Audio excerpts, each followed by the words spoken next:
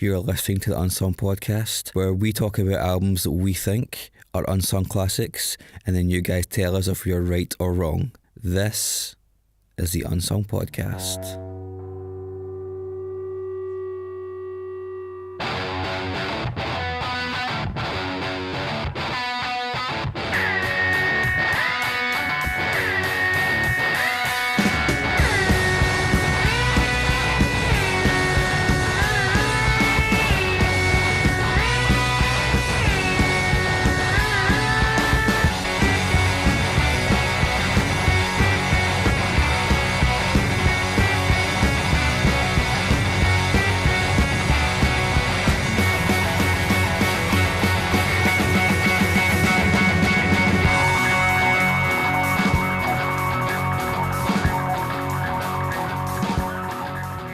Hi, you're listening to episode 62 of the Unsung Podcast. On last week's episode, we were discussing Atrocity Exhibition by Danny Brown, and the public decided that this does make it into our discography.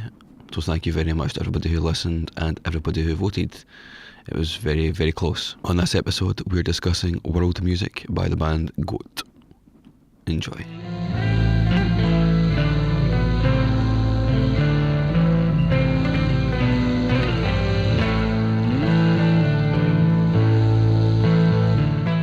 Hi, you're listening to the Unsung Podcast. I'm your host, Mark Fraser, and I'm joined by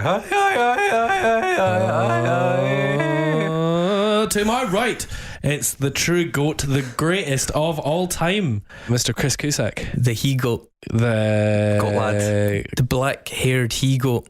You must have seen The Witch, right?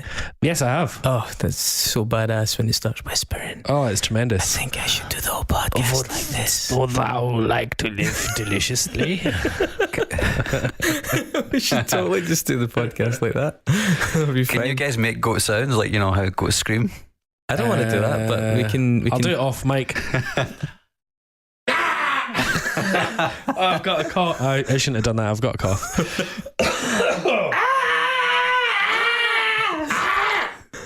It's a bit like that or something. Oh, it was more of a deep parrot. Neither of those were me, for the record. I'm not going there. So We could start a band called Deep Parrot. They'd be a pretty good psych band. this week we are doing a psych record. We've not actually done a psych record yet. He's have not we? actually introduced Dave either. Oh, we don't need to. Right in front of me is a man in a killer whale t-shirt with his hood up, like some kind of young hoodlum, Mr. David Weaver, who tried to kill me and Mark with a birthday party this weekend and didn't succeed, although he came damn close. It wasn't a birthday party. It was an engagement party. It was a party, though. Yeah, you're correct. Wow. Okay. I think he came closer to killing himself. I to think be perfectly many honest. people nearly died. Yeah, I mean, it was pretty unpleasant for about 36 to 48 hours in this house. I don't know how it was for you guys. I felt awful, but also wonderful at the same time. Having had a good time. I noticed at the party when it was like the needle scratch across the record when Ian played Michael Jackson. Oh, he's such an idiot. He's like, he had no idea that any of that happened. I was like, you can't play Michael Jackson. He, especially not this week, Ian. He is fully cancelled right now, at least. So trolling. He was so trolling, honestly. He did not also know. And then Craig played Ace of Base, and I was like, Craig, you Nazi band. It's a Nazi band. And he was like, shut up. I was like, no, it really is. And he just thought I was full of it, and I was. Yeah. But Chris was also, sitting next to me, and all I heard was like out of the back, Nazis. like, bang me, Nazi band. I was like, what? It's like, no, Nazi band. that's honestly, I think, maybe my favourite fact in all of music is that Ace of Base are a Nazi project, a way for the guy to further his white power message. It's fascinating when you read into the one background. of ABBA was the child of sort of not eugenics, but Scandinavian, German, Nazi genetic pure blood campaign. Well, If ABBA had been the product of eugenics, then it would have been an argument in favour, it's because they're funny. pretty damn good. It's funny you mention that. It's like Sweden was one of the only countries ever that's actually had a semi-successful eugenics program. That's why they're all voluntarily died. That's deliberate. Like, that's actually social engineering. I feel like this is an InfoWars podcast. Oh, goodness gracious, that is a road we should not be going I don't down. feel equipped to refute or and I certainly honestly, not Google agree. It. Google it. It's genuinely true. It's genuinely true. So we're talking about Swedish music. Yeah, we are. Eugenics. Anyone? Segue. We're also talking about a wee bit of cultural appropriation from Sweden. Yeah. I'm sure we'll get to that. This is the band Goat and the album World Music.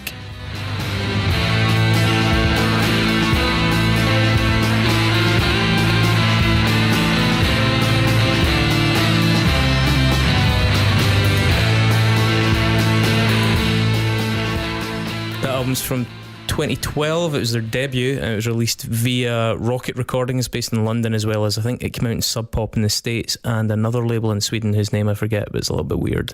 Now, I knew Goat were a bit wacky because I've seen them live. They wear masks. It's like two front women that sing in Goat, and they're really animated on stage. They jump about a lot, and I think there were like 4 or 5 other musicians playing in the background when I saw them at the SWG3. The gig was good. It wasn't amazing, but it was certainly a spectacle. And I really liked the music. There was quite a lot of hype around it though, and I'm kind of, as you can probably guess, a little bit anti-hype.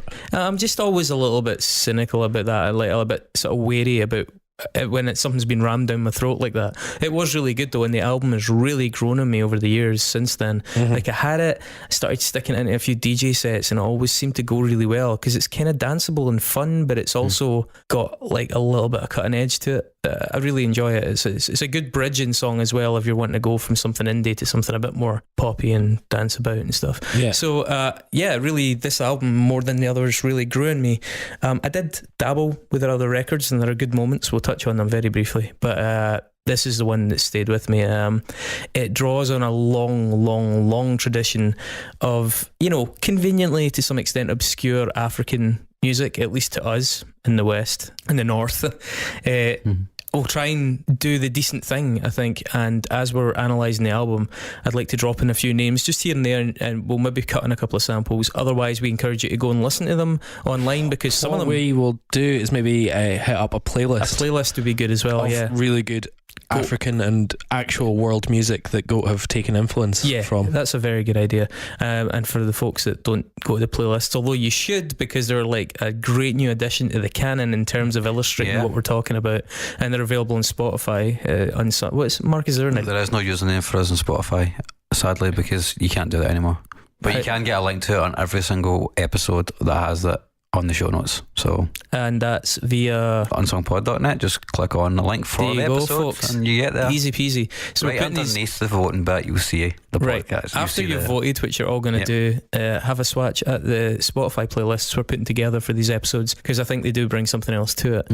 So we'll do that, and I'll try and drop in some of the names, because I think that's Goat's whole marketing thing doesn't really lend itself to them publicising the music they listen to, and we'll explain why in a bit. But their influences are very, very apparent once you hear them, because the music often sounds almost identical, albeit with a slightly more indie edge and a bit of a rougher production, a bit more of a kind of modern, saturated kind of analogue production. But there's a lot of good stuff in there, and we don't want to hang about too long, because there's some pretty interesting things about this band. I did not know about their whole shtick, this entire their backstory. Their backstory. Now, I knew they like to keep their identities fairly secret. There's only one person listed on their Wikipedia, and even then, I suspect he probably regrets having done interviews in his own name originally, because the rest of them all avoided that. But yeah, now, did you guys look into the background of this band? I mean, I kind of knew. I remember when it happened. Have you heard of the village of Korpilombolo? I've heard of it now. It seems like it's only got a population of under 300 people. No, it's 570 now. Wow. It used to be, in the 70s it was about 800, but the population's been steadily declining. So this is in the extreme northeast of Sweden, like so right in the Arctic Circle of Lapland. And right up at the Finnish border as well. And this is just this obscure, nothing little town in the middle of nowhere in Sweden. If you go in their Wikipedia for this town, Goat is like the biggest deal there. Oh, by far. Apart from the fact that they had a large tar export in 1820, and there was a big fire in 1825. And apart from that, it's just Goat. That's your lot. So basically, Goat claim to come from this town, or at least the 3 members claim to have originated in this town, albeit they're based out of Gothenburg now, which is the opposite end of Sweden, right down the bottom, right down in civilization. And Goat say that sometime centuries ago, I think it's around about 1500s, a travelling witch doctor arrived in Korpilombolo and introduced the town to rituals and music of his ancient religion. And since then, there's been a sort of voodoo undercurrent within Korpilombolo that has led to a kind of new age commune/cult that Goat are mere members of, and they're merely a continuation of a long history of musicians performing under the name Goat for decades, and it just so happens that this current incarnation has had some sort of like success with a musical release, but that Goat has been a thing passed from generation to generation, and that Korpilombolo harbours this I don't want to say sect, but basically harbours this kind of communal... A cult. Yeah, but like they don't see the communal communities. I mean, frankly, it's all bollocks anyway. Yeah, I think everybody like kind of knows that this is like just tongue in cheek and an elaborate sort of marketing. They're like a folk music gwar. Yeah. Yeah, well, that's interesting actually, because gwar was a reference that really came up. Or an indie Slipknot. Gwar say they're from the Antarctic, right? Yeah, but they're aliens that landed in the Antarctic. Yeah, so that's kind of the shtick they're going for. That three of them are from this Korpilombolo cult sect, peace, love, kind of energy commune thing, and that they're making this stuff. By the way, the commune supposedly is over 100 people, some of whom play in the band, and the rest are devoted to happiness and oneness as, quote, sons and daughters of the great Mika Mian Parve and the Oracle Ogdu. It's kind of quite entertaining patter when you get into it, albeit you end up knowing nothing about the band whatsoever, including what they used, what they played, who did what, and as I said, who their influences are, because they make so little reference. Like their answers to questions are sometimes, you know, almost insultingly abrupt, because they're in character, but as a result it can be quite impenenetrally. Sometimes quite funny as well in the interviews. Yeah, just in terms of how vague they are and how. I mean, I like that. I personally think it's great. I like how sort of tongue in cheek it obviously is, even though they pretend to take it seriously. There's not enough of music just taking a piss and just going for a backstory and like, fuck it, let's just. I really like it. I think given the style of music it is, it really lends itself to, psychedelia, the whole kind of like trippy, hippie notion of it. It just seems so otherworldly and alien as a result of it, and it works well. But as you were saying about the tongue-in-cheek thing, it's quite funny that apparently when Goat originally set up their website, they spelled the name of their supposed hometown, Korpilombolo, wrong, and it took a while for them to realise that they'd done that. But yeah, I mean, it's a cool shtick, you know, it's a little bit different. So 2012, the album we've chosen was their debut. I think they'd put out a couple of like little odds and ends before that. They've got a lot of like weird little things. I don't want to pull the carpet out from anyone here, but you know, they supported the Foo Fighters in Gothenburg in June of last year. Mm-hmm. Yeah, they've played with some really weird bands, man. For them, but anyway. I mean, that Nexus is really annoying, isn't it? That would just direct. That would be the Nexus I thought Mark was going to go for. Nope, I went down the rabbit hole this week. We'll hold off with the Nexus for a little bit. Yeah, when they were asked how they, you know, the usual question, how do you describe themselves? They said that in fact that the title of this album, World Music, was chosen because that's what they see their music as. In fact, they say that, and that's what they see all music as. And I don't think that's necessarily entirely in character. I think that might be quite sincere because they do embrace a lot of different things in this music. They certainly. I mean, we talked about it with Tune Yards. You know, you've got your possible accusations of cultural appropriation, but I think there's a difference between appropriating things and, you know, making yourself sound like something, and then just celebrating an entire, you know, world of music. Why close yourself off to one particular genre? And that's exactly what sort of psych and prog is. It's just like going fucking mental with music and try to put as much in as possible. I think using cultural appropriation with these guys is a bit of a grasping at straws sort of thing, to be honest, compared to Tune Yards. What's the boy to do if I'll never be a gangster? Anger in his heart, but he'll never be a gangster. If you move into his neighborhood, he'll never make a sound. It's definitely nowhere near as obvious or abrasive, I think. Well, I think one of the big things with Tune Yards was that it almost sounded like she was really putting on voices, and I even the language. But I have to be honest, I really like Goat. I mean, I really like that Tune Yards album as well. But the more I investigate the bands that they sound like, and we'll get into that, the more you are like, wow, that's kind of a rip. Like if you hear that's really kind of a rip. I mean, it's a good rip, but it's kind of a rip. Yeah.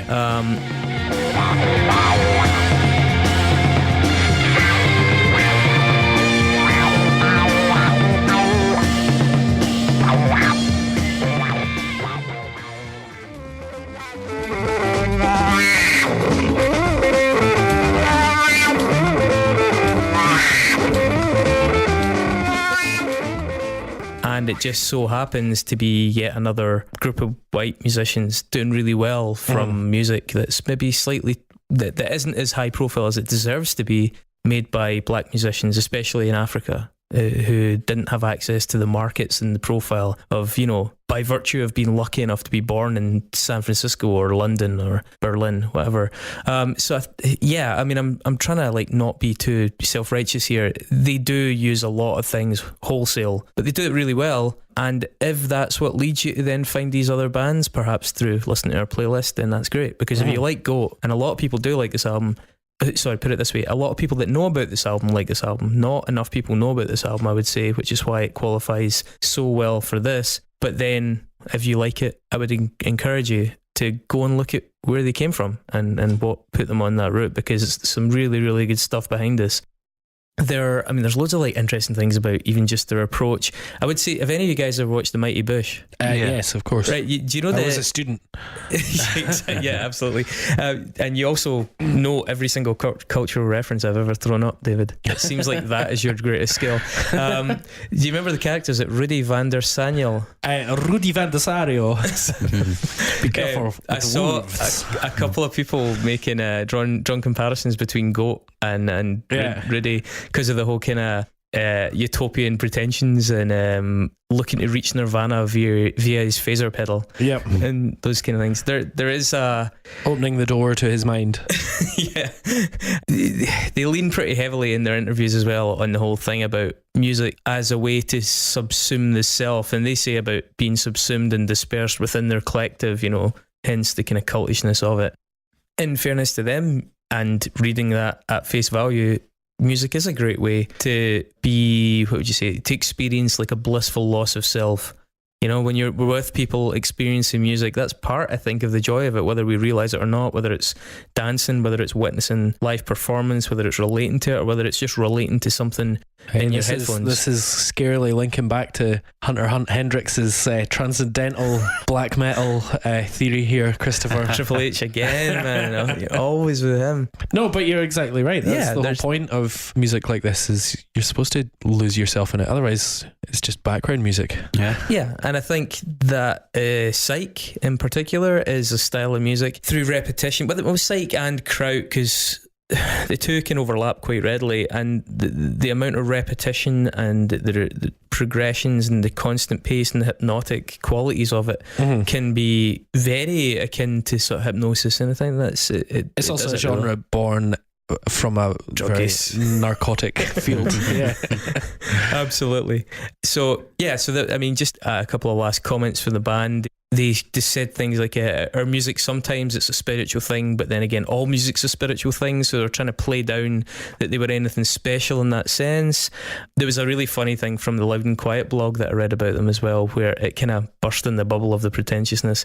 He'd phoned up to interview them. Called him by his real name. the guy used the real name, which he'd been told not to use, but then also spent the first part of the phone call trying to shut his kid up in the background. He's apparently having a total tantrum. So you're on the phone trying to have this conversation with this enigmatic mystery cultish music figure, and his kid's just freaking out, running about the room in the background. So one thing I found interesting about the interview as well is the fact is, in it, particularly the interviewer, the journalist talks about how the guy didn't really seem to speak English that well either, so it had like this really weird kind of stilty jarring effect. Yeah. Hey, you never know as well, that kid might have been covered in, goose blood and, running around the forest, so, just because he's got kids doesn't mean he's not cult. He might have hatched out of a mushroom. Yeah, exactly.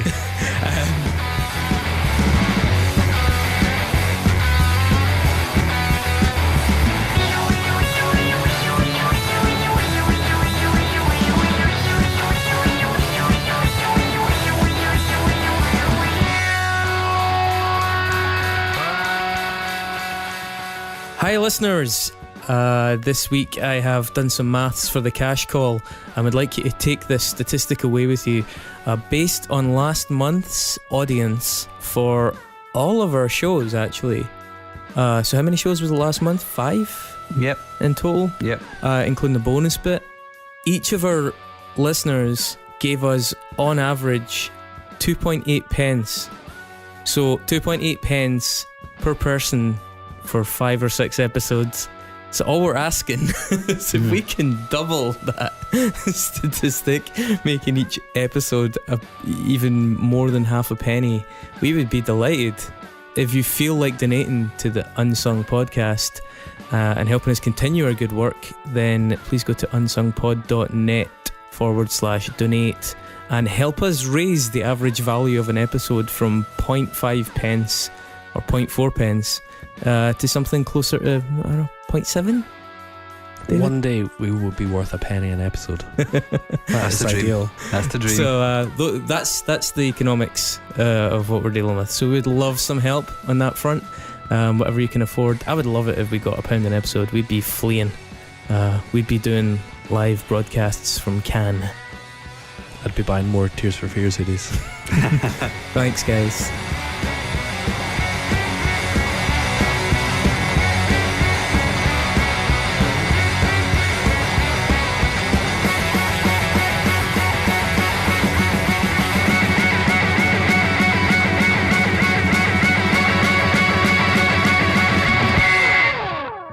So, psych.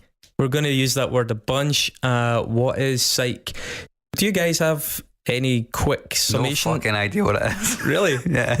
David, you better have a quick personal synopsis of psych music. Psych music, well, it's all sort of came out of the acid movement in the 60s. Yeah.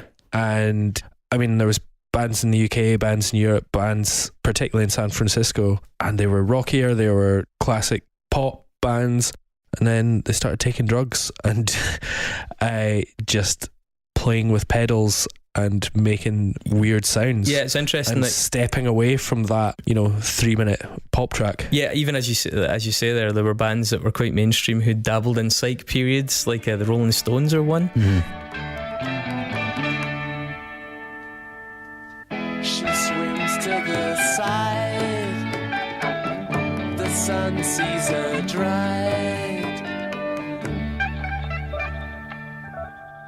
Who say it is like by far their worst and most ridiculous period, where they just were so into drugs that they started completely disappearing up their own backsides. That's an allegation that's sometimes levelled at psych music because it can be quite meandering and self-indulgent.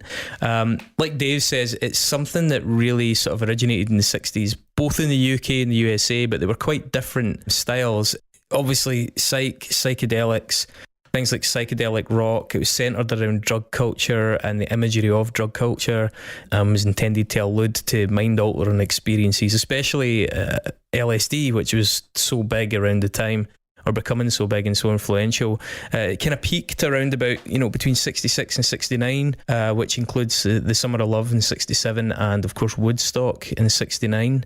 It's interesting that it has sort of sociological and academic foundations in the 50s and the beatnik movement and Timothy Leary, Allen Ginsberg, Jack Kerouac, this sort of counterculture thing where they were just this movement against the generic American dream. And another thing it has, else. especially that old school stuff, well, apart from the fact that a lot of it began with really experimental takes on folk and jazz and blues, and indeed psych folk, neo folk, they're things we'll touch on.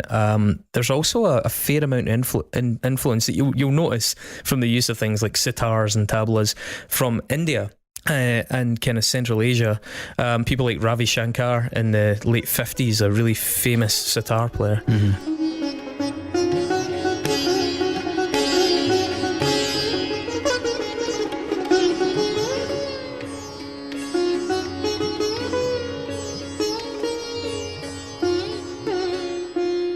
He actually had a huge influence on a lot of these musicians at the time, because he was like really one of the first times that people in the Western culture encountered a high profile musician from that part of the world. It was like pretty mind altering in itself. And there was also like a kind of classical influence taken in the form of something called raga rock, where like Indian modes and scales sort of got folded in. I mean, even in films where people are having a laugh, you see it in have you ever seen the film Walk Hard, the Dewey Cox story? where he goes through the psychedelic period and the songs break into these kind of sitar solos and stuff like that. But it's interesting also that the Beatles had also had their acid and psych moments, but then when they went to India in '68, that was when they they went from drugs to meditation, and they said, this is our new thing. Yeah, the Beatles go to India. Also brilliantly illustrated in What Card Did You Cock story. Fuck you, John. I can't.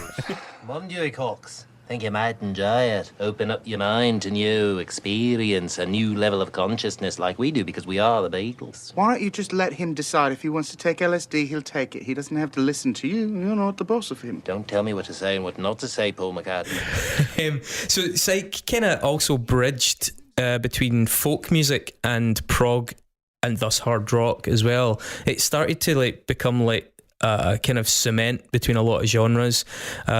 It led to even led to a bunch of subgenres in the metal scene, which we've spoken about in the past. And also very influential in Germany in the krautrock movement. Exactly, in the krautrock. So bands like Can were really involved in the psych movement.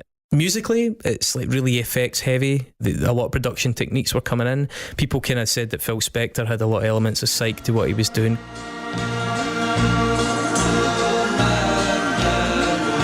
I don't know where, but she sends me there.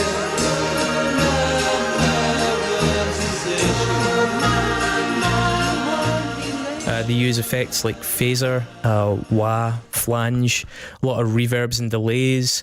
Again, as the technology developed, it was immediately implemented by people trying to be cutting edge, and so it became very much of its time. There were things as well like organs and mellotrons and keyboards as keyboard technology started to arrive as well. Did you guys ever... Do you have any early recollections of psych music? It's not really something that my family ever listened to, but... Yeah, not particularly. I think I remember... I don't know, you just had glimpses of that sort of thing. Maybe, I don't know, like watching fucking Herbie, the Love Bug and stuff like that, and you'd see, San Francisco in the 60s, and you'd get a little glimpse of that. And then I think even the Muppets had some psych edges to it. I think your mum was cutting your cereal or something. Yeah, well, maybe. I think the first... But yeah, musically, I don't think I had a particularly psych influence in my house either. But I think once you read into psych, you realise the incredible influence it did have on pretty much everything, into hip hop, electronic, everything. I think it really depends whether your parents were hippies a lot of the time, because a lot of the hippie parents brought that stuff through, especially stuff like Grateful Dead. Became a really common one to hear. My mum was always a prog rocker, but she never really ventured into psych. She loved Wishbone Ash and Free and Cream and stuff like that. The classic rock. Just not too many flangers. Funnily enough, basically. I think the first one I ever heard that I can remember hearing and liking was the Byrds and Tambourine Man. Mm-hmm. Hey, Mr. Tambourine Man, play a song for me. In the jingle jangle morning, I'll come far. Which was the Byrds were very much like a psych pop band from the States. And kind of around about the same time, the Yardbirds, who went on to do Cream, were also seen as being one of the first manifestations of that in the mainstream over here.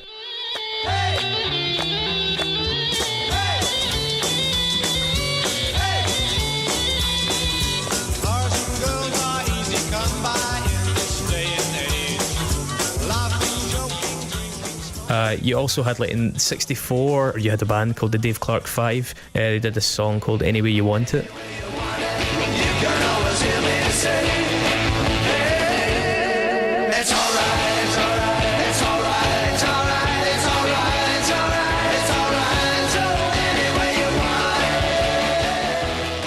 That's seen, because of the heavy use of reverb in that song, was seen as being quite an early precursor to the bigger movement. In the mid-60s, like David said, the Beatles, you had the Beach Boys, who famously started to go really off the rails with kind of psychedelics and with the influence of the music. People like Jeff Beck, the way he made a guitar sort of sound like a sitar.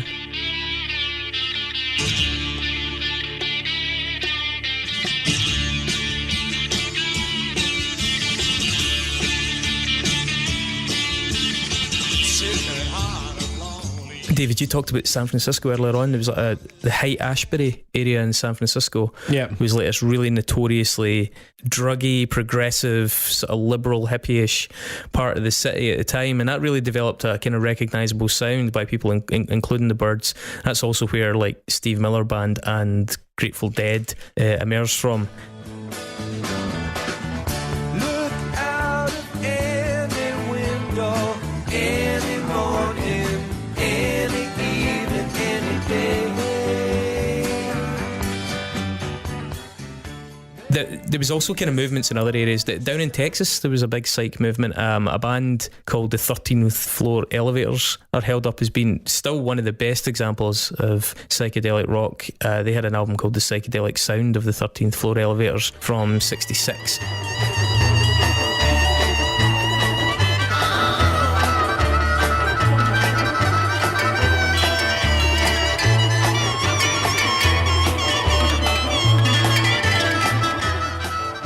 And I think they were the first to kind of really adopt that label for themselves. Then in the late 60s, you obviously have Pink Floyd starting, like kind of like really druggy Pink Floyd, weird Pink Floyd.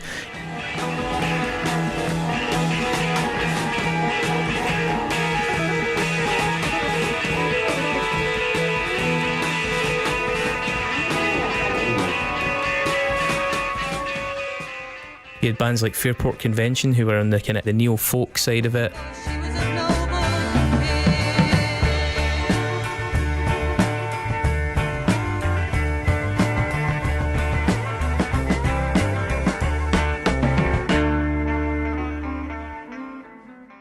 Jefferson Airplane, and psych also really influenced people like Hendrix and, as I said, the Stones, and just like David pointed out, just everybody basically started to pick then you up. had your sort of folk like Zappa and Captain Beefheart and everything just taking the who almost started to go like who started to take psych and make it deliberately musically really challenging. Rather than just being druggy and expansive, it became quite not mathematical but quite musically challenging as well. And that's sort of the beginning of some of the kind of proggy math stuff, like that fusion of this drugginess and experimentation with some really, really quite complicated musical arrangements.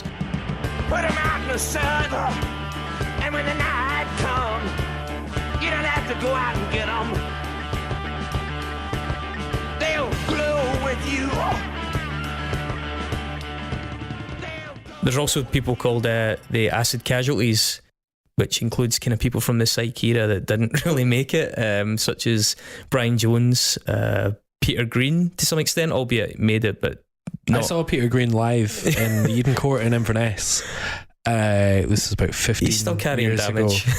And I mean, he could still play guitar, but he had no idea where he was. Exactly. They sort of just put him on stage. He riffed like fuck, soloed like fuck for an hour and a half, and then they just took him off stage, Wheeled him off, put him back into his tent. Another one like that would be Brian Wilson, who's clearly suffered some lasting damage. And Definitely, yeah. Sid Barrett's probably the highest profile one, who apparently, was permanently mentally damaged and physically damaged by an overdose of psychedelics. I always heard the rumour that Sid from Slipknot once took 42 tabs of acid, and ever since then he sees everything with a trail.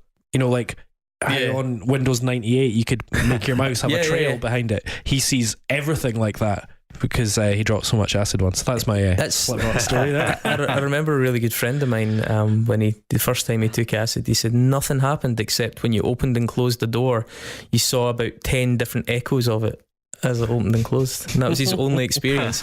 The next 2 times he dropped it, he spent about 3 hours having a conversation with a light switch about Bob Dylan. I mean, there you go. That's the good shit right there.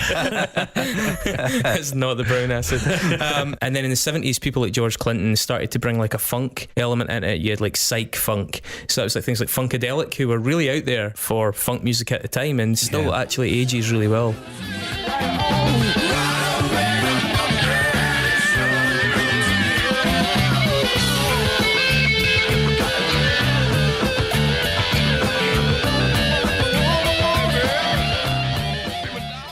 The Maggot Brain album in particular is really, really good. Parliament as well. Parliament, yeah, that's another one. Then you kind of touched on them earlier on. the kind of prog acts like Yes, King Crimson, bands like Hawkwind, which was, you know, Lemmy's precursor to Motorhead.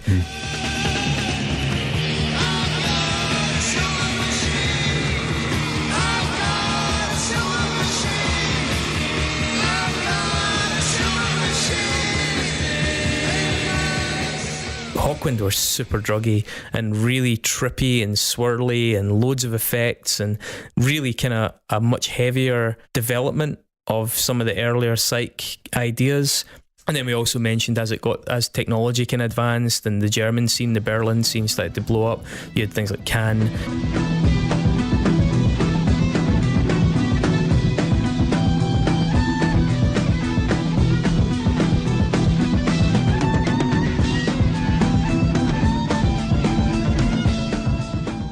You had Faust, you had Tangerine Dream, which to some extent was psych going into the kind of, I would say digital age, but the kind of that synth keyboard synthy age, which has brought us right through to like neo-psych and what they call the new revival. And even now there's some great psych bands going about in Glasgow. One of the probably the most fun to see live is Cosmic Dead.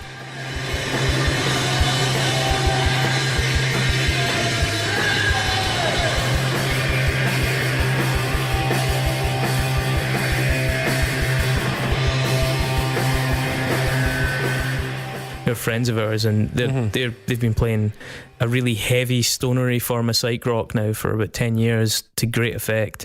Albeit psych very rarely tends to break through onto a giant platform, but it develops a really loyal underground. Yeah, like a sort of cult fan base. And like they're the sort of band that as many people will go and see them in Budapest as will see them in, you know, absolutely. Newcastle or I think they whatever. sold out a show in Athens a while back. In a few days for 400 people. And that's just like, it's this loyal kind of support that exists around these people, and it's really cool that it's Can I also just mention genre? Psytrance. Oh my goodness! So of course you will. Have you heard much about Psytrance? I've only heard it in passing, but please tell us. So I spent a year in Melbourne, which means that you really come face to face with Psytrance no matter what. And I think it might be the worst genre of music in the world, because it's taken that sort of layered melodies and blah blah blah of trance and then just made it unbearably long and tedious.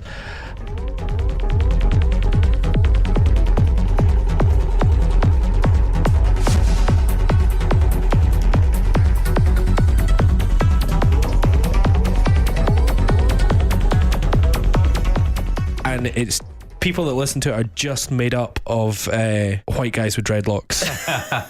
Do you have any notable examples that we can cut into this?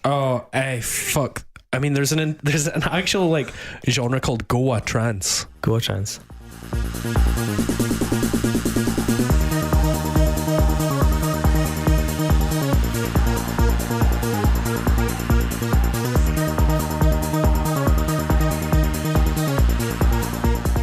Because it's people that go to Goa.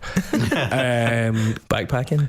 But yeah, there's a few. I can't remember off the top of my head. But basically, I helped my good pal Ali. He runs a nightclub in Melbourne, and I helped him out a couple of nights there. And a couple of those nights were Psytrance nights. Like what was an artist? Moonbotica, I think maybe.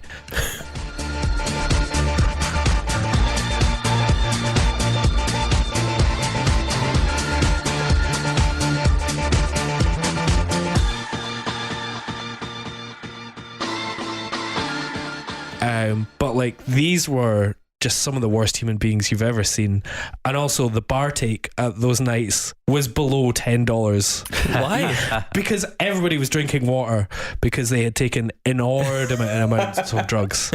You know, That's great. They must have had to put a high venue charge on because they weren't making fuck all at the bar that night. Man, that's crazy. So is this like guys with like clip-on dreadlocks and sandals? No, like these are proper dreadlocks that if you cut they use green. But like, so they have doof parties, and they're pretty big in, you know, England and are these the folks that Suffolk and stuff like that, where you have sort of like raves in the woods, and like quite often it's like the Thai beach Psytrance. Parties, right? You know, the midnight Thailand beach but party. these are the guys that go deep. It's a lifestyle. It's not just a holiday. Wow. So we're going to see any of them at Down the Rabbit Hole. I mean, Possibly Steve Davis dabbles. Former world snooker champion Steve Davis is a respected techno DJ, but he's known to Yeah, he dabble also in the dabbles psytrance. in like Aphex Twin and Yeah, exactly. harder. So, but yeah, there's likely to be a little bit of psytrance, maybe. Brilliant. Maybe we But can put a anyway. request in. I mean, that's the bad end of psychedelic music. Do you guys feel like going into the Nexus now? Yeah, we might as well. All right, Fritz, take it away.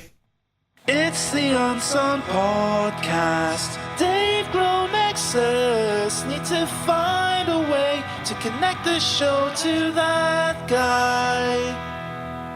From playing in Nirvana to hanging with Obama, he knows lots of folk, so stands to reason we'll find a link. It's the Unsung Podcast. Dave Grohl Nexus. Don't take too long.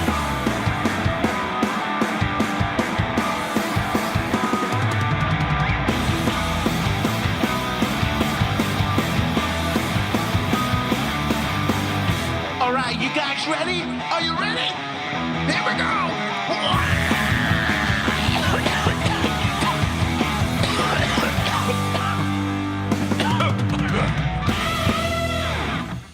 Why go? Yeah. Oh wow, everybody's eager because I know Mark's got a big walloper this week. So. I'll go last. All right, I'm getting sandwiched. All right. Do you want me to go first? All right, that's fine. Is somebody going to mention the Grand Tour? No. Absolutely not. Okay, so can we just get that out of the road then? Goat did have a song featured on the TV show The Grand Tour, which is those chumps that used to do Top Gear. Yeah. And thankfully everybody's had the good sense to avoid that. Not everybody.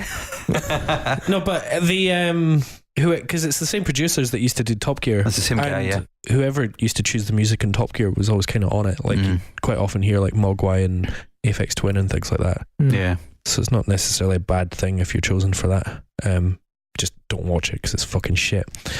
Anyway, Requiem is Goat's third album. It's quite solid. Yeah. Also, yeah, the beginning of Limmy's career. And first track, Dijoron, a union of sun and moon, features Umo Sangare, who is a Malian singer.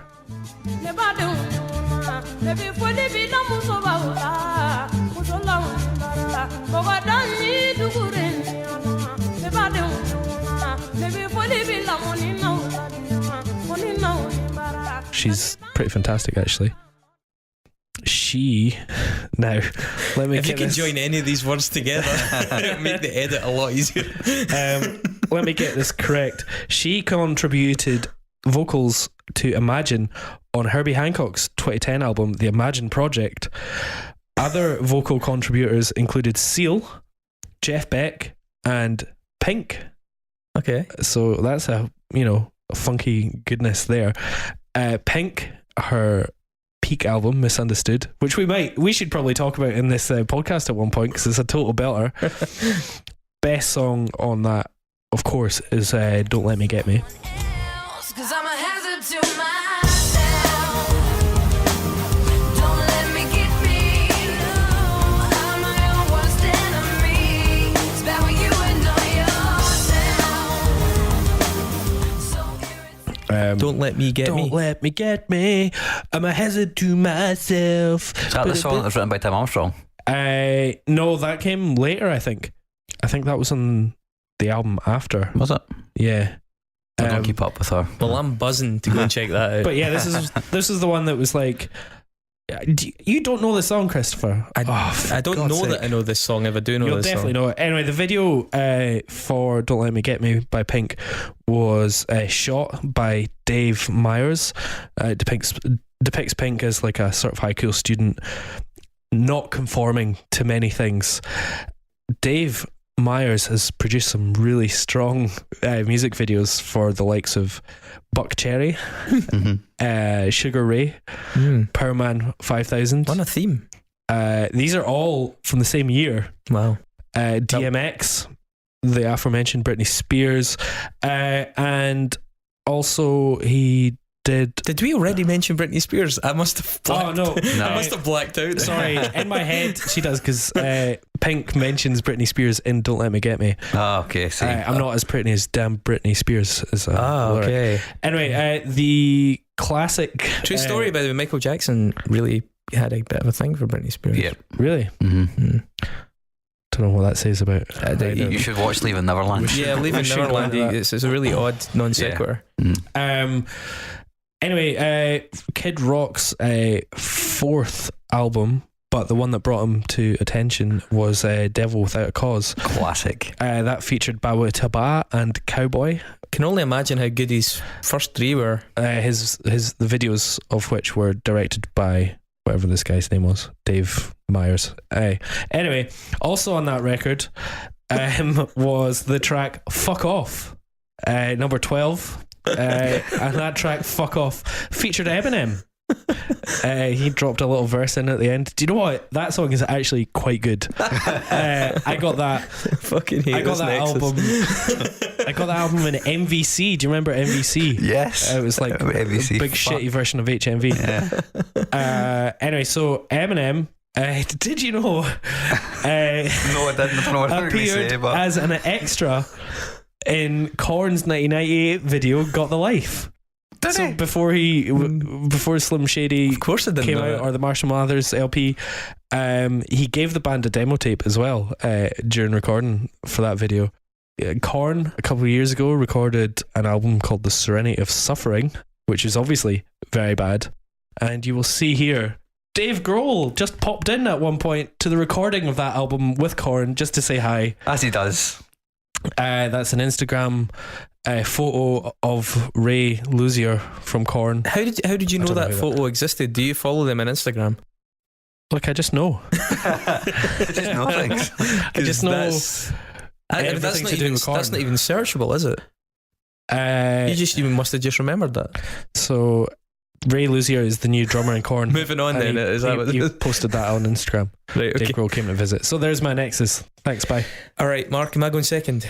I've actually got Jonathan Davis in mine as well, which is weird. There's so many, how many times do we do that now? I'm just checking. No, I don't have Jonathan Davis in mind. Okay, you can go first then. Okay, Goat performed the soundtrack to a film called Double Date, which is a kind of thriller horror film directed by Benjamin Barfoot, written and starring an actor and writer called Danny Morgan. Danny Morgan also appeared, and this is kind of interesting because you mentioned this a bit earlier on about Kerouac. He appeared in the 2012 adaptation of On the Road alongside people like Kirsten Dunst and Viggo Mortensen, and also alongside Kristen Stewart. Kristen Stewart has both directed and featured in a number of music videos. She also, by the way, played Joan Jett in that film, that adaptation of the story of the Runaways. But Kristen Stewart directed the video for Churches, apparently. Interesting. If you know that band. But she was also in videos for Jenny Lewis, Interpol, and, funnily enough, Rolling Stones. Oh, look at that. Rolling Stones track Ride 'Em On Down from their golden era of 2016. Weirdly, by the way, I also found this out by accident, but did you know that Stanley Kubrick originally wanted Mick Jagger for the role of Alex in Clockwork Orange? Mm-hmm. Yeah, I do remember that. I didn't know that. That's strangely fitting though, but I'm really glad that Malcolm McDowell got it. Malcolm McDowell, yeah. But anyway, yeah, so Rolling Stones, did you know that apparently this is true? You know the album Let It Bleed? By the way, you'll notice that I said Let It Bleed, and that's also a song by Goat. Yeah, That's good, that, right? I'm trying to a bit of flair, tie things in. With Kubrick last week as well, we mentioned Rolling Stones. Let It Bleed's a Goat song. We're going deep here. Did you know that the cake on the front of Let It Bleed was apparently baked by Delia Smith? Wow. Seriously. That is a solid. So Delia Smith is famously a huge fan of Norwich City FC, the she was English. on the board. Yeah, she was chairwoman for a while. She was chairwoman. And weirdly enough, so is Hugh Jackman. Hugh Jackman is a celebrity fan of Norwich because his mum's from Norfolk. Who's Hugh Jackman? He is an actress in the role of Wolverella. Wolverella. Yeah. Huge action.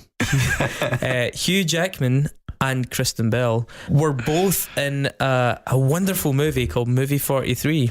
Oh no! Classified as the worst movie of all time. Yeah, definitely one of the worst films of all time, and starring literally everybody in Hollywood. So if we ever need a get to for the Nexus, that film. Do you know the fact about that film was that most people were shanghaied into starring in it? Really? Like most people were like basically forced into starring in it for like various reasons. So like no, like that's why it's one of the reasons why it's so shit, is because nobody gave a fuck about being there. Weird fact. Well, Kristen Bell, who was in that with Hugh Jackman, also performed in 2017 on the Jimmy Kimmel Show alongside a Mr. Dave Grohl doing a mashup of Frozen and Enter Sandman by Metallica. I'd love to hear that. That sounds that you should definitely put a clip of that in here.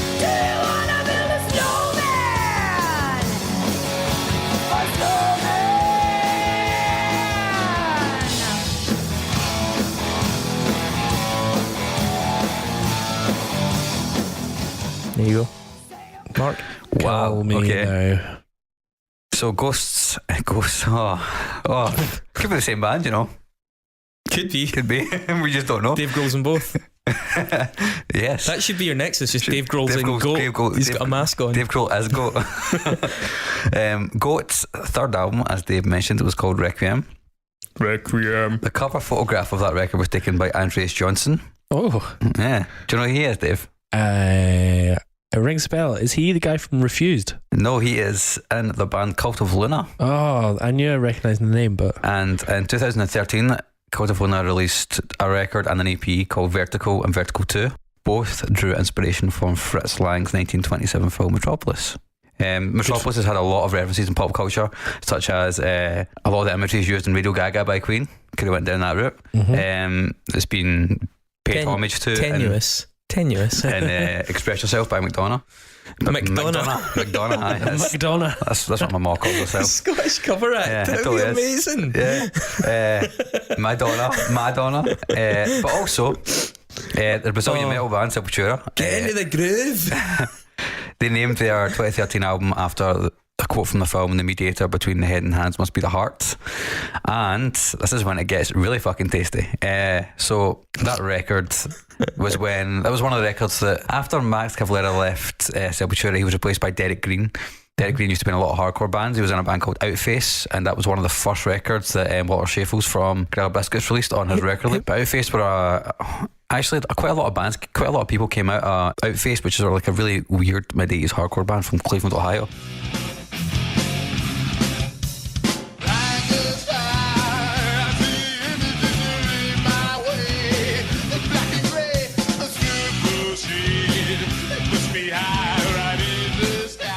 Including the bassist of Filter, Frank Kavanagh, and Charlie Guerrica of Civ. And Civ, I don't know who that is. They're a really well-known hardcore band from the early 90s sort of to early 2000s. If they're not well known in this house, not well known. From New York, and their drummer was Sammy Siegler, who's played on a bunch of fucking records, man.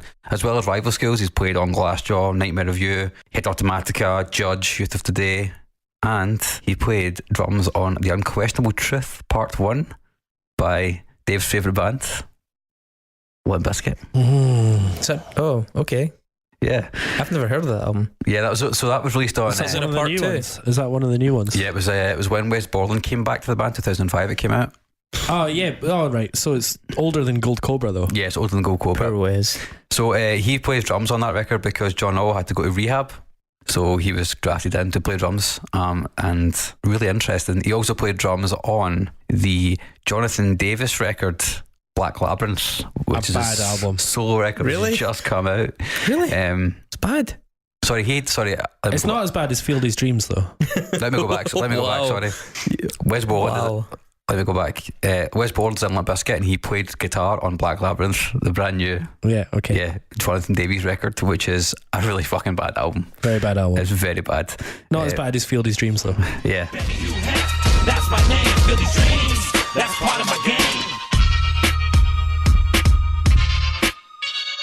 Let me rub it in your face. Got millions in the bank for playing bass. Don't hate cause you can't relate. Not as bad as I'd forgotten about that record. And Jonathan Davis has featured on many songs as well as being on all the Korn songs. He has been on all the he's Korn been on all songs. the Korn songs. Is there not an instrumental that he's not on? Can we not find one? I think, Just he to plays, prove Mark I wrong. think he plays bagpipes on an instrumental. Yeah, probably. Fuck. He appeared on a 2009 song called The Enabler, which is on the record Bull Rap Over Hard Rock for Food by former Faith No More singer Chuck Mosley. He also appeared on that song with John 5. John 5 was in Marilyn Manson and has done so much stuff. Fucking, I could go anywhere from here. He's worked with Garbage, worked with David Lee Roth, he plays for Rob Zombie, he's worked with Paul Stanley, Meatloaf, Static X, Filter, Lynyrd Skynyrd, Escape the Fate, Ricky Martin, everybody. Fucking done so Ricky much Martin? stuff. Ricky Martin. Don't just Fucking drop Ricky that Martin. into the Yeah. back end. Ricky Martin's a highlight there, and we could have Rod got to Stewart. we could have got to Filter 10 minutes ago, Yeah. and you can't just say Rod Stewart like it's an afterthought. He's the only good immigrant. He's only good immigrant. He also plays guitar on Speed 2 Cruise Control soundtrack, which is totally bizarre. Terrible film as Are well. we going Bad to film. get back to Dave Grohl, or are you Yeah, just? we're almost there. We're almost there. Don't worry about it. I think Mark forgot the point in the Nexus. It's just to keep joining people ad infinitum. John 5 is played on a lot of Alice Cooper records as well, and Alice Cooper's main kind of songwriting partner is Desmond Child, who, as you may know, has helped pen a lot of hits for people like Bon Jovi and Kiss. I didn't know that. Yeah, so basically all of the big Bon Jovi songs of the 80s were written by Desmond Child, which is great to know. I believe they weren't written by Bon Jovi. I didn't. Yeah. I don't doubt that you're telling the truth, but And in 2010, Desmond Child co-wrote the song Trainwrecks on the Weezer record Hurley. And last year, Weezer and Foo Fighters toured extensively in the US and Australia. fuck my god. Oh my god. I mean, I'm glad that he did it. He's done the most unmarked Nexus of all time. Someone had to. That's incredible. I thought this was going to be a short episode. Holy Jesus. Oh. Yeah. Right, Fritz, hurry up. All right, you guys ready? Are you ready? Here we go.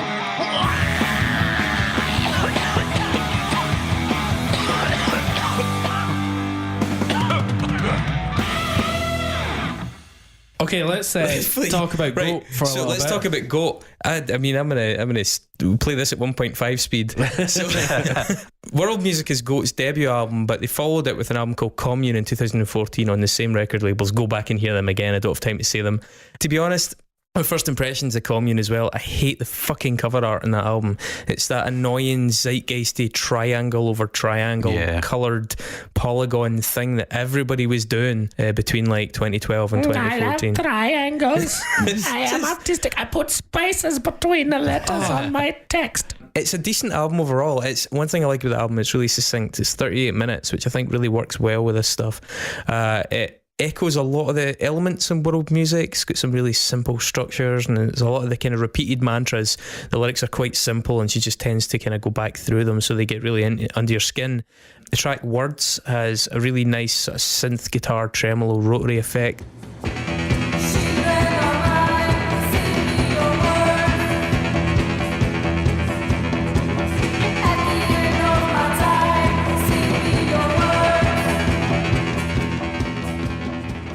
The songs aren't quite as succinct though as world music. They're not quite as, I don't would say pop, because the songs in world music aren't pop, but they have a good sense of brevity and a good sense of structure that I think on this it kind of is a little bit lacking.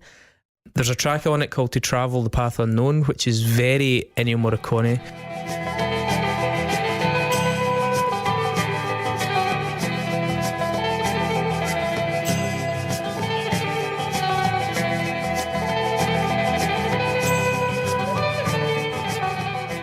And there's a track called Goat Child, which has a male vocal in it, which I was really trying to find this out if it's a member of the band, because it sounds so much like Swans. Yeah. It sounds so much like it. But it seems like it is just a member of the band doing his best impression.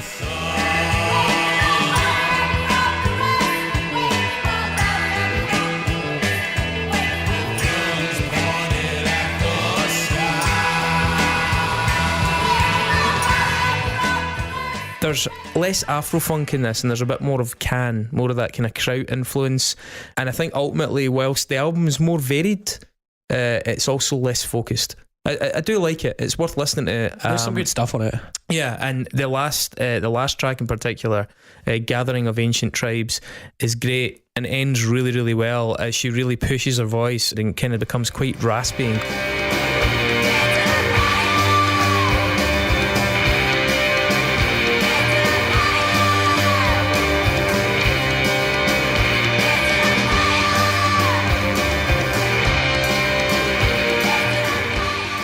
It suits well. It ends strong, put it that way.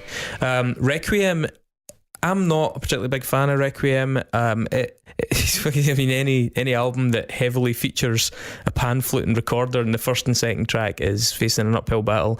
They go a lot more down that neo-folk route on this album. It's less grungy and stuff.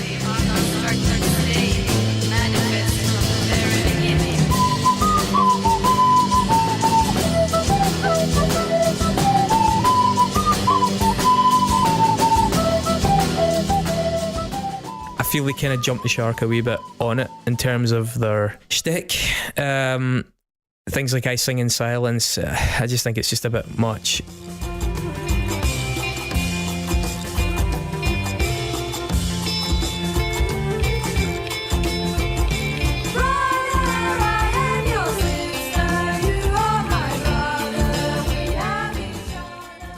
It all becomes like the edges just dulled on the band a wee bit. It's a bit less distinguishable. It was also a double album, and an hour and 7 minutes. It's just far too long. It's too long.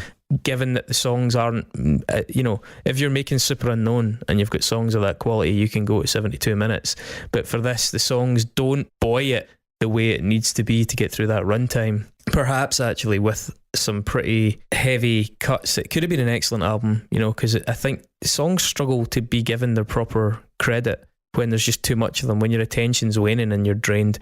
I think there's like a sense that maybe as well, that kind of knowingness that goes along with Goat about their backstory and the kind of slight kind of tongue-in-cheek nature of the band, it gets sort of lost amidst a sort of slightly genuine corniness. They go too far down the route of the kind of like neo-folky.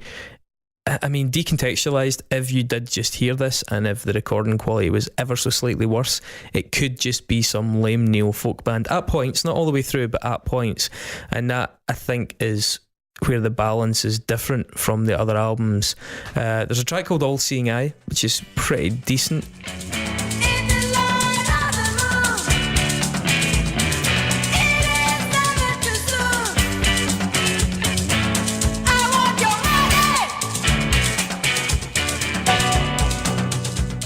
Just to start, throwing a couple of reference points in, there are people like a South African musician from decades ago now called Miriam Makeba, who did a sort of like soul thing, but the aspects of her vocal styles and the instrumentation, you can tell that things like that have influenced Goat.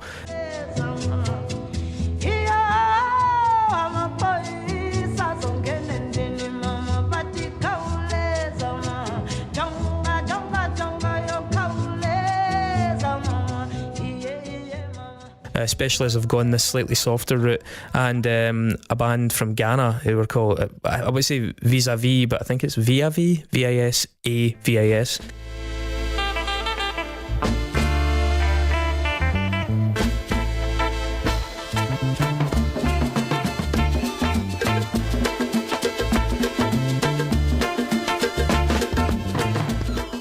You start to hear a lot more of those influences coming through as they get softer, as the kind of more edgy alt-rock production sort of diminishes.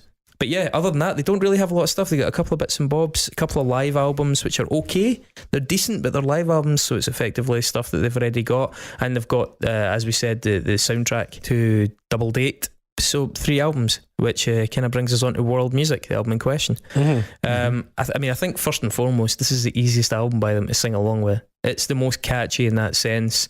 Well, it's where the shtick of, they've been doing this for hundreds of years or 40 years, and they just happen to be the guys that recorded it, comes apart, because weirdly they do sound exactly like the 60s though. Well, yeah, but what's quite clear is this is a debut album full of interesting ideas, and it sounds like a really fresh, vital band that are like pulling together a load of influences and getting that energy just right.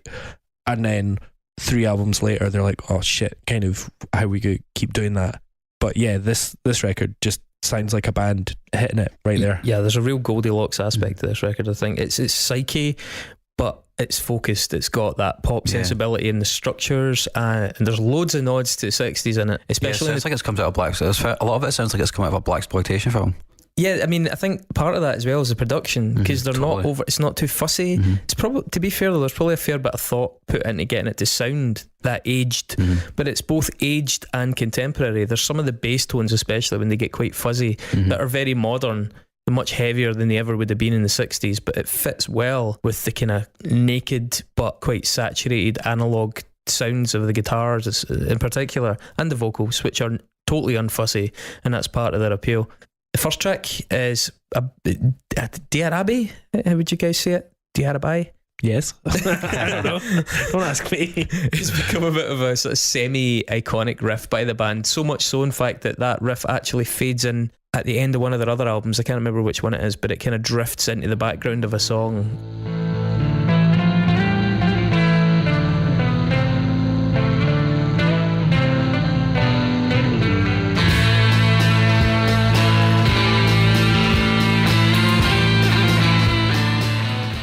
Which kind of underlines how, as the first part of their first album, it still resonates as a pretty key part of their career. The bass reminded me of Sabbath a little bit on it. A lot of the bass in this has a very kind of like Sabbathy, kind of like saturated 60s thing going on. Yeah, definitely. They've pumped the EQ up and it's kind of driven. And they're not scared to put a bit of top end on the bass as well, so you get that fuzz on it.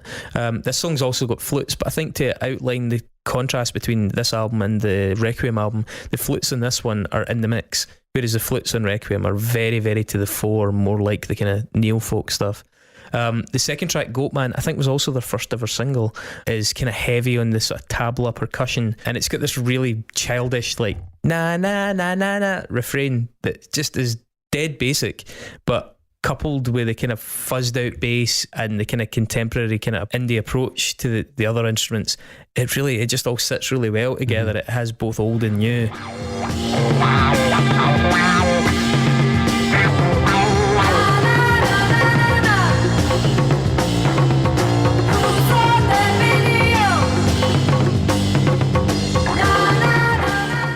I think it's one of the most kind of effortless coming togethers of all these different aspects. Yeah, with the drumming on it and the vocal, it does give it a much more African vibe than some of other songs in the exactly record. And Indian as well, like some of the rhythms, and in fact to that end, Goat Head, the third track, by the way, a lot of their tracks have goat such and such in the other albums as well.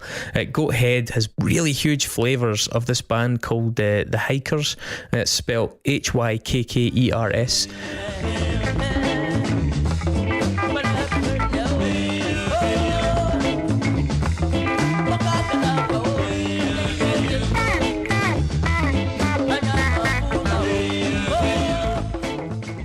Who I think were Nigerian, came after the civil war in Nigeria. I think it goes without saying, or should go without saying, that probably the most famous African musician of that 60s era was somebody called Fela Kuti.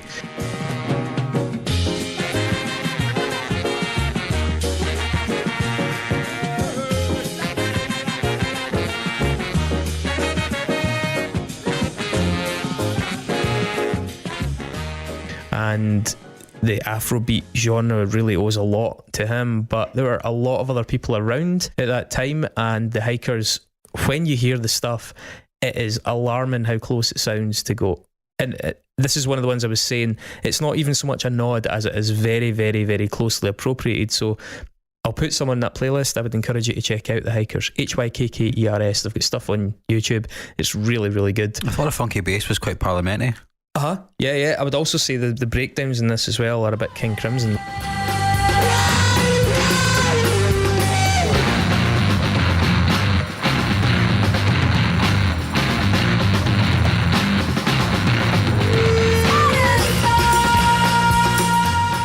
So it kind of makes it quite 70s in that sense between Parliament and King Crimson. The outro's kind of, I thought it felt Celtic almost. I think it's just because the intervals in the notes, I think, kind of give that kind of... The outro's also, it's like somewhere between Celtic and stoner rock. Yeah. It's got it's really nice ending to this song. It's got a field recording which gives it a good atmosphere at the end as well, which I really, really enjoyed. That's true, There's loads of wee touches in this song as well. There's a really heavily gained wah-wah noise that just arrives every so often that's really kind of pulls it into the modern, and there's a good vocal refrain in it as well. Guitar bit in the middle, I was like, I fucking loved that. Yeah, so good. The fourth track, a song called Disco Fever, which has like a kind of Wurlitzer vibe, but makes it really quite 60s right from the off. Yeah, it's got a really rumbling groove to the bass, that sort of circular Sabbathy type vibe to it. It does.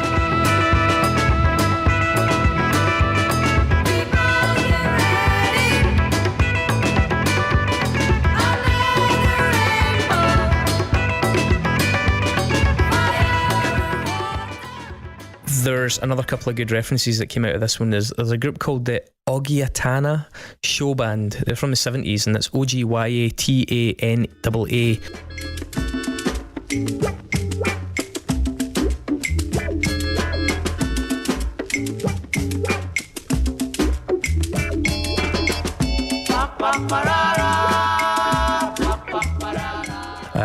And they were on there was a series of compilations. There's loads of great compilations of African music that have been put together by record labels and just enthusiasts and collectors. Two of them are called Ghana Sounds with a Z, Ghana Sounds Volumes 1 and 2. They've got some excellent stuff in them, including the Ogyatana Show Band. And they have a lot of like fusion between rock and funk and disco, and you can really hear those influences from these records at play in things like Disco Fever. They've got really good catchy vocal refrain in this track that kind of sticks in your head, and I think the added percussion, the tabla stuff, if it is indeed a tabla in this one, really, really complements the song. It might have been a bit too flat without it, and it's well chosen.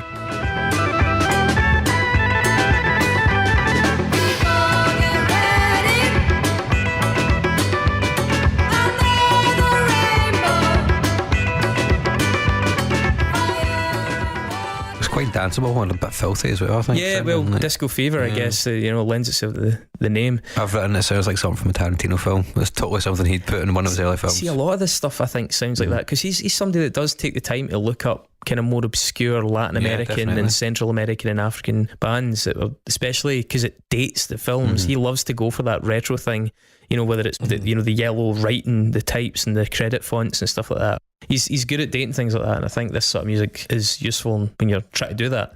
The fifth track, Golden Dawn, which I guess has a kind of more sinister connotation if you're Greek and trying to avoid the far right, has a really, for me, this had a spy feel to it.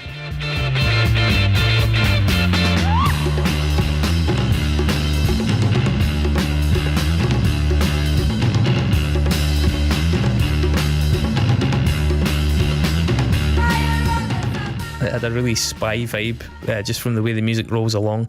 A wee bit like a Ghanaian musician again called Ebo Taylor.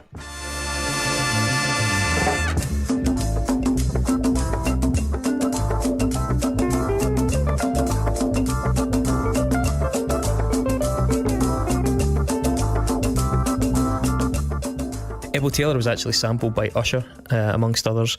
It has a really great guitar interlude in the middle of this that's really reminiscent of a Malian guitarist called Ali Farka Touré.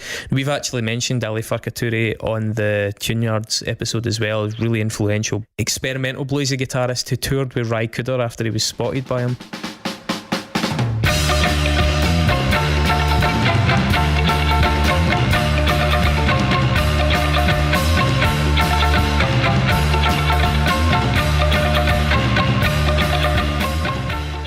There's also bits of stuff that's a bit more contemporary. Dave, you'll be familiar with Songhai Blues. Yeah, incredible band. Yeah, fantastic band. Some of the stuff they're doing has hints.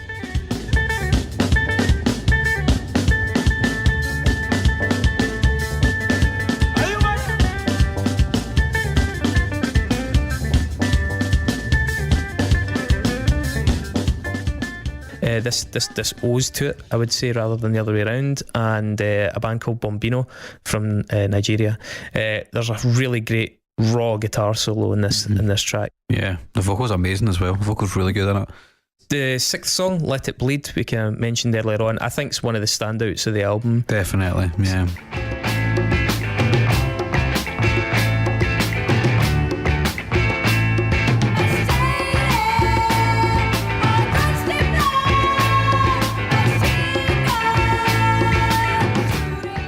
super catchy. It's got much more of like this like soul funk jazz. It's got a bunch of saxophone in it that's just used really, really well. Guitar part is pure funkadelic. Yeah. Completely. It sounds like it was written and composed in a Harlem brownstone. You know what I mean? It's got that proper 60s Harlem vibe. Like you can see it like in some like Luke Cage even TV show, like a proper fucking Shaft style vibe. It's the weird. It's the thing about this band that I think maybe is the comparison between them and Tuneyards is that these references feel a little bit more natural to the band. They feel like they come more readily. It feels less forced than perhaps once I'd actually paid closer attention to Tuneyards. Some of it felt a little bit contrived, whereas this does seem to flow. The whole record's really loose feeling, which Tuneyards just doesn't have. Yeah. You know? It feels quite considered, whereas this feels like quite effortless. This track also has a brilliant structure, and I think this is emblematic of the good structural decisions that are made on this album versus some of the other stuff. There's a sax freak out as well, which I think it's so jazzy. It's like it feels at a place at the start, be like, no, I'm actually feeling this. Like it actually works so well. Sonically, that really expands the palette of the album as well over the piece.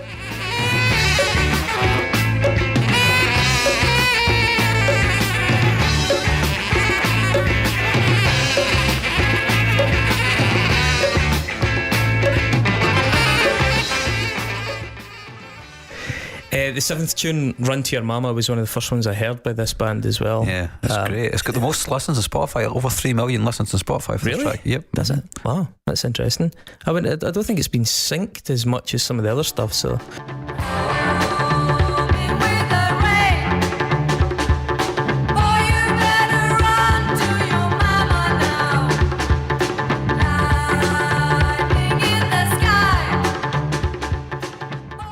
I don't know. That was always the one that I always heard first. Is it? Yeah. Yeah. Well, that's weird then, because it was the one I heard first as well. Yeah. But I mean, It's I like love the this big tune. melody. The backing vocals in this one, though, in particular, are very African inspired. Very, very African inspired. The kind of repeated phrases in the vocals, though, are really effective in this one, and the tabla use again is smashing. It's like a keyboardy bell thing that comes on halfway through, which is really subtle, and it just pops in, but it just adds another layer to the song. It's just such a clever decision.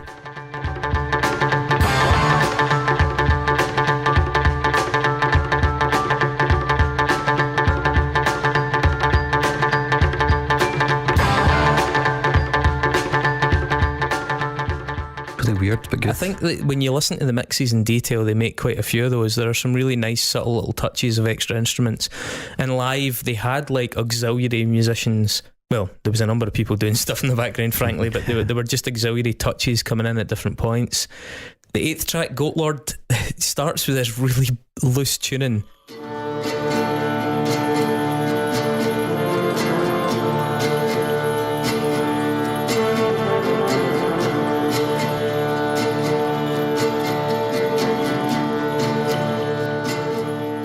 I mean, it's one of those things where, did this band mean to tune it loose, or did they tune it loose and then say, I kind of like that? Yeah. But it works great. Like, it gives it immediately sets the song off in this slightly trippy, kind of way. Yeah, definitely. It's got a bunch of pump organ in it. I didn't actually know what it was. It took me a while of searching to find out what was getting used, but it's a pump organ, and it's a really distinctive sound as well that again just adds the drone and the trippiness, and kind of layers up that psychedelic feel that this song's all about. I think the vocals in this song, probably more so than any other point in the album, owe their debt to the sort of Fairport Convention neo-folk sort of side of things.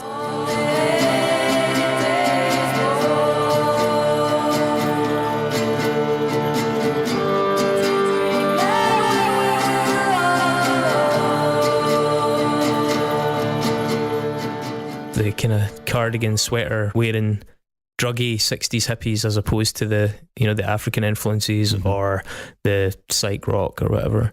And then the final songs. Anybody want to take a spin at try to pronounce it? Dit som aldrig fondoras diarabi. Dit som aldrig fondoras diarabi. Yeah. It segues quite nicely from Goat Lord. Yeah, with and that keyboard, that organ.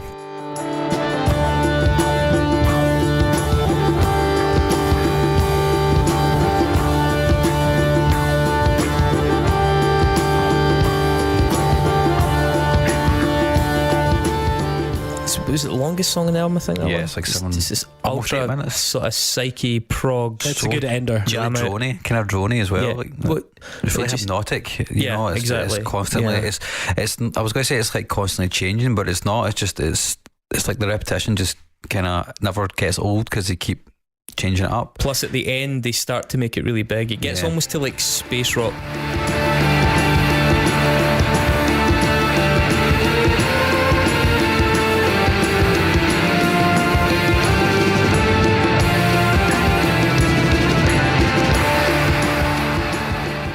It's funny Scale. that like psychedelic rock in its worst sort of excesses is just completely, you know, disappears up arses, and it's like, and it's just improvisation gone absolutely mad. And I'm sure when everybody's all fucked out their bin, that is really fun. But like what this manages to capture is like that feeling, but in a very controlled, direct way that really works. That you don't need to be out your bin to enjoy it. You're just like, I understand I how think it would feel. You've But touched on something there that I didn't actually note down, but I think you've actually got to the very core of it and why I like this album so much.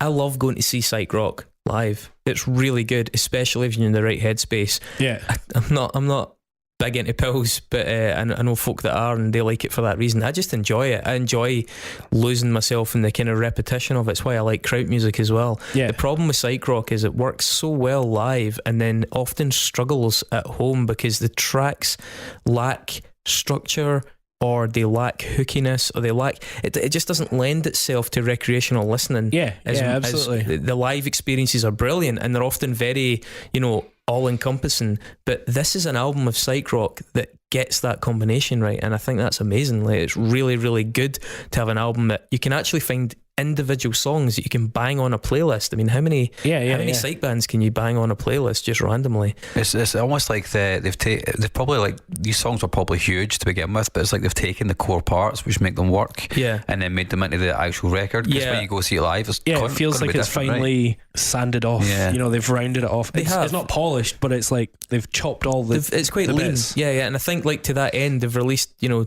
two live albums, I think, that allow you to go and hear these songs in their live splendour.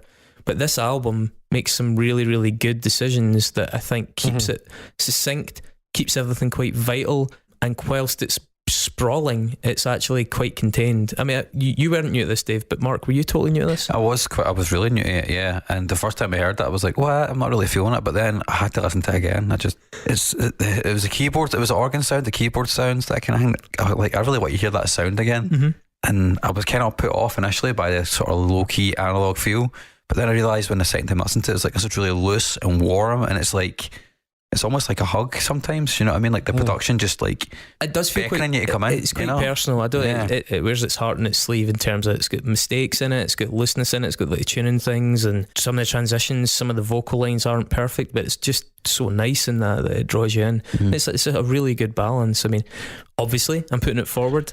I want it to go in. Yeah, I really like it. I think there's a lot of stuff. There's like a sort of neo jazz thing happening right now, and there's a bunch of bands that have like tried to go fucking mental. There's a few that can pull it off. Melt Yourself Down are a really good act. They're really good at. They're I've seen them live jazzy as well. but you know, really intense. King Gizzard and the Lizard Wizard, who just announced the show, I think. Yeah, they played in the Barrowlands. Really, like when I was in Australia, actually, because they're from Melbourne, they played 30 shows in a row that were all sold out. And it was in like a 1,200 cap venue. It's crazy. But like, there's a band right now doing this sort of jazz thing called Comet Is Coming. They played last week and it was like sold out in mono, full of 6 music folk. And it's really fucking boring. Like, I just don't get it. They don't have the hook. Yeah. And what Goat have is they totally just have that spark. And this record, like, really, really gets it. Yeah, I think a lot of people like the idea of this music, and then it doesn't really deliver, or it just becomes too draining. But I think this is one of the few albums I've heard, certainly contemporary albums I've heard, that get it right. They fall into the pitfall of it as well, man, with Requiem. Like, they totally fall into it. Exactly. I think they've struggled to maintain it. I think they've had some really good moments since, but I don't think they've been it's anywhere fine. near It's as like, close. you know, you only really need one Slipknot album. You only need one Gwar album. Yeah. You only need one Goat album. Yeah, possibly. Quite You know, possibly. if you've got a shtick, then just do it for a little I bit. do think they owe a heavy debt, though, to some of those influences that I've tried to touch on, and I would love people who like this album or even are quite indifferent, to make the effort to appreciate all the people who've maybe, certainly by modern standards, started to kind of drift off the radar of our tastes, because there's some really excellent stuff there. And I'm a novice to that. I mean, there's probably people that know far more about the African music scene than me listening to this. But we'll attempt to put together something. We'll try. We're just we're doing our best. We'll do what we can to try and shine a bit of a light in that, and bring even a few more listeners to that, because some of it is really, really good. And so Goat were building on some excellent foundations, but I think they've done a good job. Yep. And I like their power. Great. Well, thanks. Go vote yes or no on our Facebook. That'd be handy. What are we doing next, Mark? What are we doing next, Chris? We are going to do something a little bit special. We are going to have a guest in, Dr. Jason Costello, who is has a PhD in nuclear engineering, I believe, and specialises in AI. And we're going to try and have a little look at some of the developments to do with artificial intelligence, neural nets, and how it relates to music. And also how some of this big data processing, which has been done on a scale that was just so inconceivable even just, a decade ago, how that's affecting the product, and how the product is affecting the audience, whether or not the audience is determining the product now, or the product's determining us. We are the product now. Yeah, exactly. So it's going to be really interesting, and I think we've done a fair bit of homework for this, so let's see how it goes. Hope you'll come with us. It's not your typical bants. We'll be back to album, our usual tedious nonsense in 2 weeks. But thanks very much. Peace.